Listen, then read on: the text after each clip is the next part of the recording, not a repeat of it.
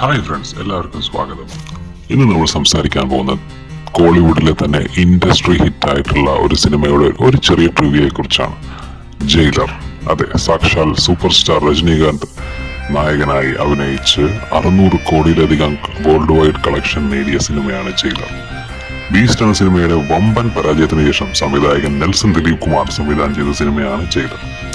Beast ഒരു പരാജയമായതുകൊണ്ട് തന്നെ ആദ്യം മുതൽ ജയിലറിന് തീരെ ഹൈപ്പ് ഉണ്ടായിരുന്നില്ലെന്ന് എല്ലാവർക്കും അറിയാം. ജവാൻ, വിജയുടെ ലിയോ, സലാർ, നമ്മുടെ ദുൽഖറിന്റെ കിങ് ഓഫ് കൊത്ത, അങ്ങനെ ഒട്ടനവധി പാൻ ഇന്ത്യൻ മൂവീസ് എന്ന ടൈറ്റിലിൽ വന്ന ഒരുപാട് സിനിമകൾ ലൈനപ്പിൽ ഉണ്ടായിരുന്നത് കൊണ്ട് തന്നെ ജയിലറിന് അധികം ഹൈപ്പൊന്നും ഉണ്ടായിരുന്നില്ല എന്ന് തന്നെയാണ് അതിന്റെ സത്യം. അങ്ങനെ എല്ലാവരും രജനീകാന്തിന്റെ മാർക്കറ്റ് ഇത്തിരി കുറഞ്ഞു എന്ന് പോലും സംശയിച്ചൊരു സമയമായിരുന്നു അത്. കാരണം അതിനു മുമ്പുള്ള അദ്ദേഹത്തിന്റെ സിനിമകളായിരുന്ന അണ്ണാത്തയും ദർബാറും ഫ്ലോപ്പായിരുന്നു. അങ്ങനെ സിനിമയുടെ ട്രെയിലർ പുറത്തിറങ്ങി. ട്രെയിലറിലെ രജനിയുടെ സ്വാഗും സ്റ്റൈലും കീഴുമായിരുന്നു. എന്നിരുന്നാലും ഡാർക്ക് ഹ്യൂമറിന്റെ ഉപയോഗവും മുമ്പുള്ള നെൽസൺ സിനിമകളിലെ ചില സാദൃശ്യങ്ങളും പടം മറ്റൊരു ബീസ്റ്റ് ആകുമോ എന്ന് പലർക്കും സംശയം തോന്നി. അങ്ങനെ ഓഗസ്റ്റ് 13 സിനിമ റിലീസായി. അന്യായ പോസിറ്റീവ് റിലീസാണ് സിനിമയ്ക്ക് വന്നത്. തമിഴ്, മലയാളം, കർണാടക, ആന്ധ്ര, തെലങ്കാന എന്ന് തുടങ്ങി അങ്ങനെ നോർത്ത് ഇന്ത്യയിലെ പഞ്ചാബിൽ വരെ എല്ലായിടത്തും ബ്ലോക്ക് ബസ്റ്റർ. അങ്ങ് പഞ്ചാബിൽ പലയിടത്തും ഹൗസ്ഫുൾ ഷോ കളിച്ച ആദ്യത്തെ തമിഴ് സിനിമയാണ് ജയിലർ എന്നുള്ള റെക്കോർഡ് പോലും ഇന്നും ജയിലറിന് സ്വന്തമായിട്ടുണ്ട്. ജയിലർ ബ്ലോക്ക് ബസ്റ്റർ അടിച്ചതോടെ വിജയ് ഫാൻസിന് പലർക്കും നെൽസനോട് കടുത്ത ആമർഷം തോന്നി എന്നുള്ളതും മറ്റൊരു സത്യം. പടത്തിൽ എടുത്തു പറയേണ്ടത് നമ്മുടെ ലാലേട്ടന്റെയും കന്നഡ സൂപ്പർ താരം ശിവരാജ് കുമാറിന്റെയും ക്യാമിയോ അപ്പിയറൻസ് തന്നെയാണ്. കഥയിലെ കറക്റ്റ് പ്ലേസ്മെന്റും ഒപ്പം അനിയുടെ കിട്ടിലൻ ബിജിഎമ്മും അവരുടെ രണ്ടുപേരുടെ ക്യാമിയോയിനും അപ്ലിഫ്റ്റ് ചെയ്ത് ഉയർത്തി എന്ന് തന്നെ നമുക്ക് പറയാനായിട്ട് സാധിക്കും. ലാലേട്ടനെയൊക്കെ തിയേറ്ററിൽ അനിയുടെ ബിജിഎമ്മിനൊപ്പം കണ്ട് രോമാഞ്ചം അടിച്ച ഒരാളാണ് ഞാനും. അത്രയേറെ ഇമ്പാക്ട്ഫുൾ ആയിട്ടൊരു ക്യാമിയോ ആയിരുന്നു അത്. എന്നിരുന്നാൽ കൂടെയും മുത്തുവേൽ പാണ്ഡ്യൻ എന്ന രജനിയുടെ ക്യാരക്ടർ തന്നെയായിരുന്നു പടത്തിന്റെ നെടുത്തൂണ്. പടത്തിനെ ത്രൂഔട്ട് കൊണ്ടുപോകുന്നതും ഈ ഒരു ക്യാരക്ടർ ആർക്കിലൂടെ തന്നെയാണ്.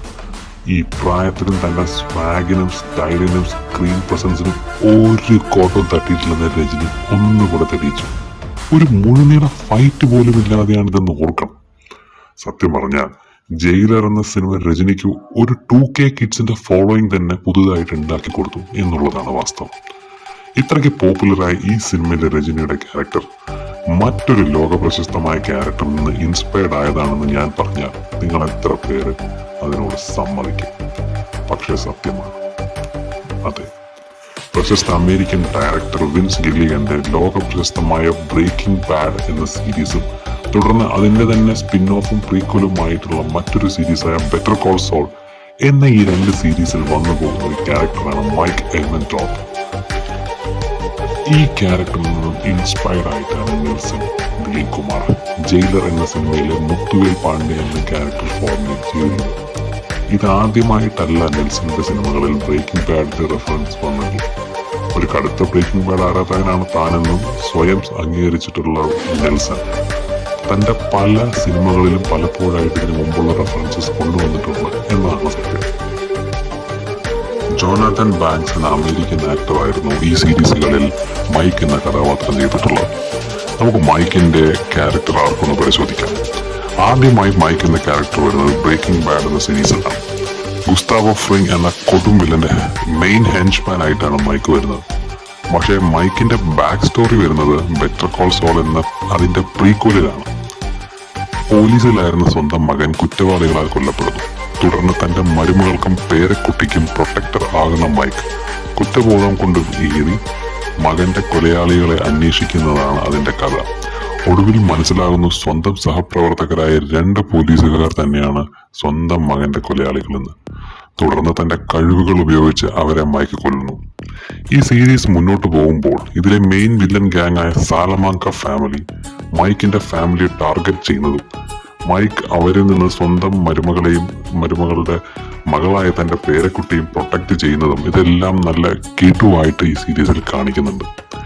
എല്ലാ കോമ്പാക്ട് സിറ്റുവേഷൻസിന് വേണ്ടിയും പരിശീലനം ലഭിച്ച ആളാണ് മൈക്ക്.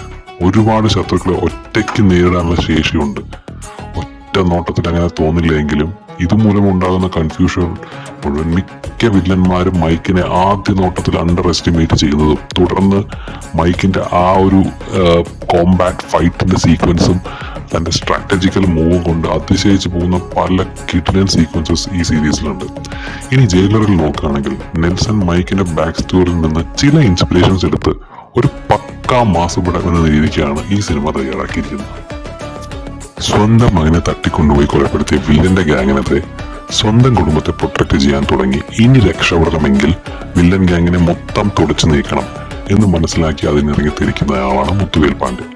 ഇവിടം വരെയാണ് ഇതിന്റെ ഇൻസ്പിറേഷൻ. തുടർന്നുള്ള ട്വിസ്റ്റും ടേണുമൊക്കെ നമുക്ക് എല്ലാവർക്കും അറിയാമല്ലോ. തുടർന്ന് മകൻ മരിച്ചിട്ടില്ല എന്നറിയുന്നു, പിന്നീട് മകൻ തന്നെയാണ് വില്ലൻ എന്നറിയുന്നു. ഇത്തരം ഒരു ക്യാരക്ടർ ആർക്കൊന്നും ഇത്തരം ഒരു ഡെവലപ്മെന്റ് ഒന്നും ബ്രേക്കിംഗ് ബാഡിലില്ല. തുടർന്ന് അത് വേറെ ഒരു സ്റ്റോറി ട്രാക്കിലേക്ക് പോകുന്നുണ്ട്. ബട്ട് അതിലൊരു സൈഡ് ക്യാരക്ടറാണ് മൈക്ക് എന്ന ക്യാരക്ടർ. എന്നാൽ അതിൽ നിന്ന് ഇൻസ്പയർഡ് ആയിട്ട് വളരെ ബ്രില്യൻ്റ് ആയിട്ട് വളരെ കൊമേഴ്ഷ്യൽ എലമെന്റ്സ് എല്ലാം കറക്റ്റ് രീതിക്ക് ഉൾപ്പെടുത്തി നെൽസൺ ചെയ്തിട്ടുള്ള ഒരു കിടിലൻ സിനിമയാണ് ബ്രേക്കിംഗ് ബാഡ്. ഇത്രയുമാണ് ജയിലറും ബ്രേക്കിംഗ് ബാഡും തമ്മിലുള്ള സിമിലാരിറ്റീസ്. വീഡിയോ ഇഷ്ടപ്പെട്ടാൽ എല്ലാവരും ലൈക്ക്, ഷെയർ ആൻഡ് സബ്സ്ക്രൈബ്.